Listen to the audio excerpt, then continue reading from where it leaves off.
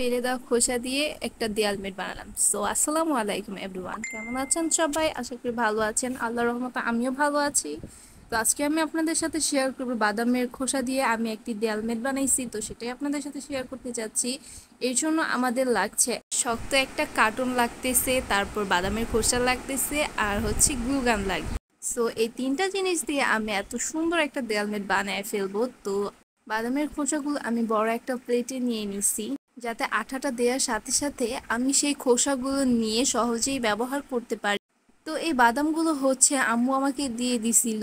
So আমরা সবাই যখন একসাথে বসে বাদামগুলো খাই, একদিনে কিন্তু আমাদের এতগুলো খোসা জমা হয়ে গেছে। সো খোসাগুলো আর ফেলি নাই, কারণ আমার মাথায় হচ্ছে কিছু গুড়গুড় করতেছিল যে এই খোসাগুলো রেখে দিলে কিছু একটা হয়তো বানানো যাবে।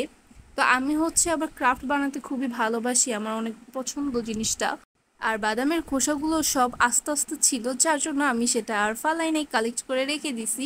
অনেক দিন আগে হবে রেখে দিছি। তো আজকে হঠাৎ ওয়াশ করতে গিয়ে তখন হচ্ছে আমার এই জিনিসটা চোখে পড়ে। সো ভাবলাম রুমে যেহেতু এখন আঠা আছে, আঠা আমার কাছে বেশি দিন থাকে না, শেষ হয়ে যায় এক একটা জিনিস বানাতে গিয়ে। তো ভাবলাম যে এটা তাহলে কাজে লাগাই, এতদিন ধরে তো পড়েই আছে। সো তারপর আমি এই বোর্ডটার উপরে হচ্ছে আঠা লাগিয়ে নিয়েছি। আঠা লাগানোর পর একে একে হচ্ছে আমি খোসাগুলো লাগিয়ে দিব। প্রথমে হচ্ছে চারো সাইড দিয়ে নিয়েছি। তো এখন এরপর ভিতরে একটা লেয়ার দিব। তো এরকম করে হচ্ছে অনেকগুলো লেয়ার দেওয়া হবে। এই পর্যায়ে যেভাবে লাগাচ্ছিলাম একটু আঠাটা বেশি ওয়েস্ট হইতেছিল। তারপর হচ্ছে আবার আমি ভাবলাম বাদামের খোসাটার উপরে যদি আঠা লাগানো হয় তাহলে কেমন হয়। সো দেখলাম এটা তো আরও বেশি ঝামেলা হয়ে যায়। তারপর আমি আর এই প্রসেসটা ইউজ করি নাই, আগে যেভাবে আমি লাগাচ্ছিলাম সো সেভাবেই লাগাবো। তো দেখতে দেখতে আমি তিনটা লেয়ার দিয়ে চলে এসেছি। দেখতে কিন্তু অনেকটা ভালোই লাগতেছে। তো শেষ হওয়া অবধি দেখে নেবেন যে আসলে আপনাদের কাছে কেমন লাগছে, সেটাও আমাদেরকে জানাবেন। আপনারা কে কোথা থেকে আমার ভিডিওটা দেখছেন অবশ্যই কমেন্টে জানাবেন। আর হ্যাঁ, আপনারা যারা আমার ভিডিওতে কমেন্ট করেন তাদেরকে একটা কথা বলবো যে শুধু কমেন্ট করলেই হবে না, একটা করে লাইক অবশ্যই দিয়ে যাবেন।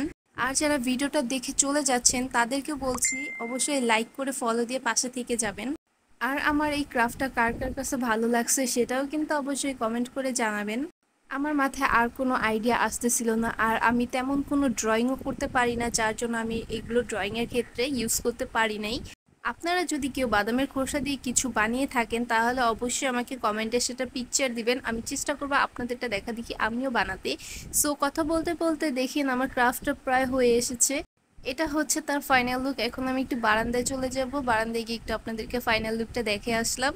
তো আজকের ভিডিওটা আমার এখানে এই পর্যন্তই। আমার ভিডিওটা ভালো লাগলে অবশ্যই অবশ্যই অবশ্যই কিন্তু লাইক কমেন্ট অ্যান্ড শেয়ার করে আমার পাশে থাকবেন।